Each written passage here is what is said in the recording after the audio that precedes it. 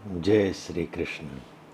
श्री कृष्ण गोविंद हरे मुरारे, हे नाथ नारायण वासुदेवा। श्रीमद् भगवत महापुराण प्रथम खंड प्रथम स्कंद 14वां अध्याय। अपशकुन देखकर महाराज युधिष्ठिर का शंका करना और अर्जुन का द्वारिका से लौटना। सूत जी कहते हैं, स्वजनों से मिलने और पुष्य श्लोका भगवान श्री कृष्ण अब क्या करना चाहते हैं, यह जानने के लिए अर्जुन द्वारका गए हुए थे। कई महीने बीत जाने पर भी अर्जुन वहां से लौटकर नहीं आए। धर्मराज युधिष्ठिर को बड़ी भयंकर अपशकुन दिखने लगे। उन्होंने देखा काल की गति बड़ी विकट हो गई है। जिस समय जो ऋतु होनी चाहिए उस समय वह नहीं होती और उनकी क्रियाएं भी उल्टी ही होती हैं। लोग बड़े क्रोधी, लोभी और असत्य परायण हो गए हैं। अपने जीवन निर्वाह के लिए लोग पापपूर्ण व्यापार करने लगे हैं। सारा व्यवहार कपट से भर गया है।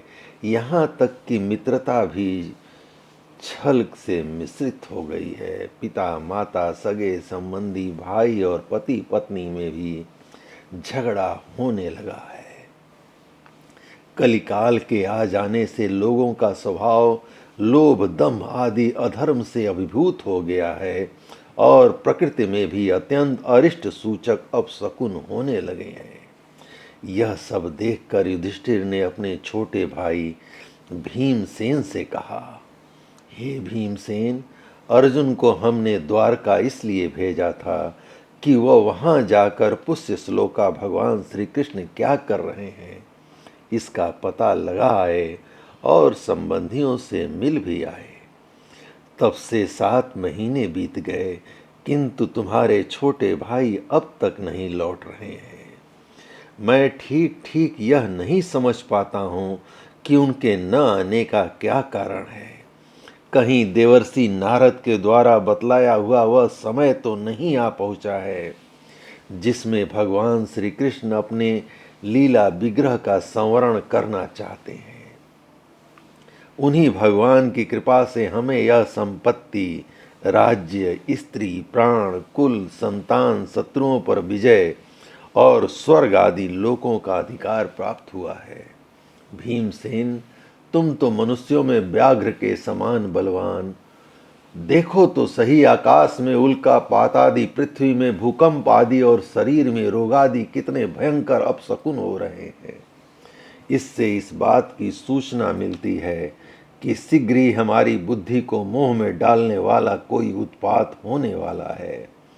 प्यारे भीमसेन, मेरी बाईं जांघ, आंख और भुजा बार बार फड़क रही है। हृदय जोर से धड़क रहा है। अवश्य बहुत जल्दी कोई अनिष्ट होने वाला है। देखो, यह सियारिन उदय होते हुए सूर्य की ओर मुंह करके रो रही है। अरे, इसके मुंह से तो आग निकल रही है। यह कुत्ता बिल्कुल निर्भय सा होकर मेरी ओर देखकर चिल्ला रहा है। भीमसेन, गौ आदि अच्छे पशु मुझे अपने बाएं करके जाते हैं और गधे आदि बुरे पशु मुझे अपने दाहिने कर देते हैं। यह मृत्यु का दूत पेड़ुखी उल्लू और उसका प्रतिपक्षी कौआ रात को अपने कण कठोर शब्दों से मेरे मन को कंपाते हुए विश्व को सूना कर देना चाहता है। दिशाएं धुंधली हो गई हैं। सूर्य और चंद्रमा के चारों ओर बार बार मंडल बैठते हैं। यह पृथ्वी पहाड़ों के साथ कांप उठती है। बादल बड़े जोर जोर से गरजते हैं और जहां तहां बिजली भी गिरती रहती है। शरीर को छेदने वाली एवं धूली वर्षा से अंधकार फैलाने वाली आंधी चलने लगी है। बादल बड़ा डरावना दृश्य उपस्थित करके सब ओर खून बरसाते हैं। देखो, सूर्य की प्रभा मंद पड़ गई है। आकाश में ग्रह परस्पर टकराया करते हैं। भूतों की घनी भीड़ में पृथ्वी और अंतरिक्ष में आग सी लगी हुई है। नदी, नद, तालाब और लोगों के मन क्षुब्ध हो रहे हैं। घी से आग नहीं जलती। यह भयंकर काल न जाने क्या करेगा। बछड़े दूध नहीं पी रहे, गौएं दुहने नहीं देती। गौशाला में गौएं आंसू बहा बहा कर रो रही हैं। बैल भी उदास हैं। देवताओं की मूर्तियां रो सी रही हैं। उनमें से पसीना चू रहा है, वे हिलती डोलती भी नहीं हैं।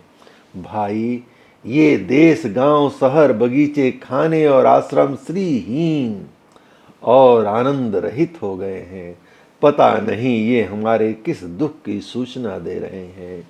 इन बड़े बड़े उत्पातों को देखकर मैं तो ऐसा समझता हूँ कि निश्चय ही यह भाग्यहीना भूमि भगवान के उन चरण कमलों से, जिनका सौंदर्य तथा जिनके ध्वजा वज्र अंकुशादि विलक्षण चिन्ह और किसी में कहीं भी नहीं है, रहित हो गई है। सौनक जी, राजा युधिष्ठिर इन भयंकर उत्पातों को देखकर मन ही मन चिंतित हो उठे कि द्वारका से लौटकर अर्जुन आ गए। युधिष्ठिर ने देखा अर्जुन इतने आतुर हो रहे हैं जितना पहले कभी नहीं देखे गए थे। मुंह लटका हुआ है, कमल सरीखे नेत्रों से आंसू बह रहे हैं और शरीर कांतिहीन है। उनको इस रूप में अपने चरणों में पड़ा देखकर युधिष्ठिर घबरा गए।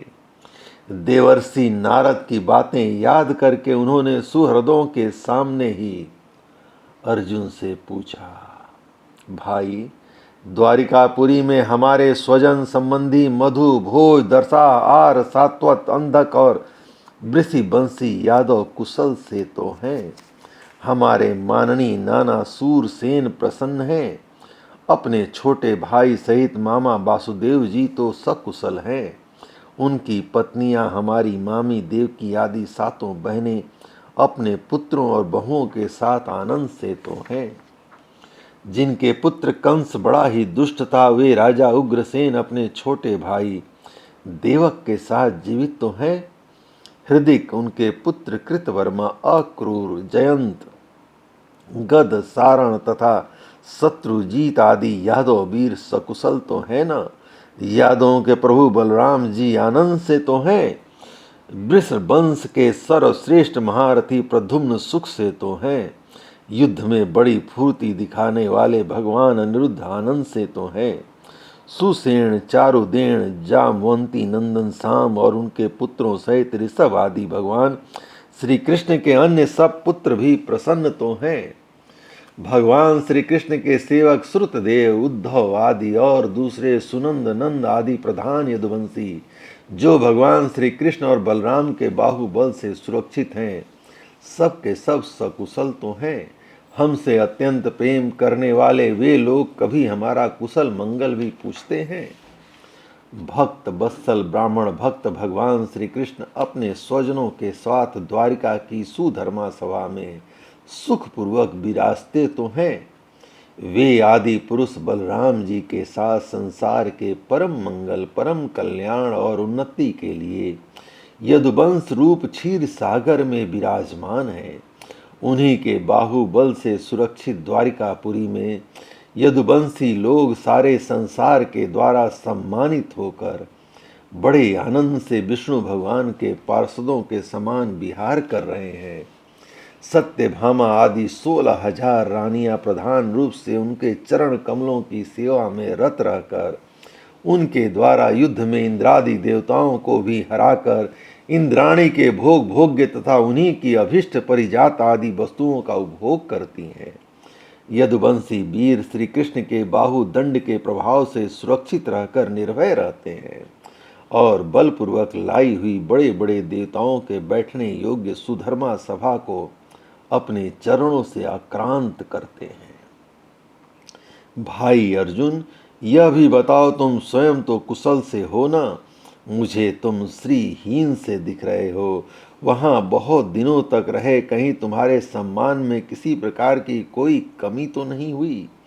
किसी ने तुम्हारा अपमान तो नहीं किया? कहीं किसी ने दुर्भावपूर्ण मंगल शब्द आदि के द्वारा तुम्हारा चित्त तो नहीं दुखाया?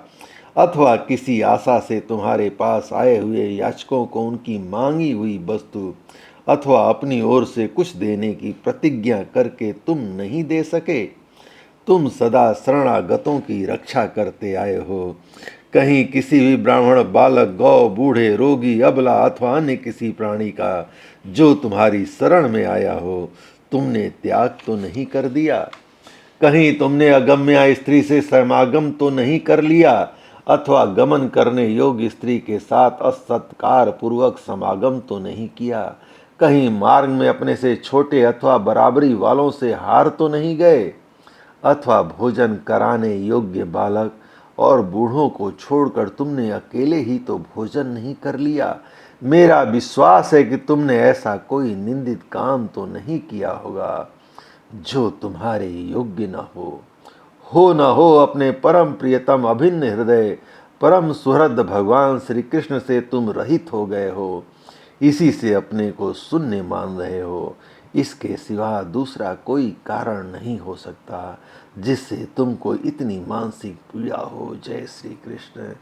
इस प्रकार श्रीमद् भागवत महापुराण का प्रथम खंड, प्रथम स्कंद, 14वां अध्याय भगवान श्री कृष्ण की कृपा से पूर्ण हुआ। जय श्री कृष्ण।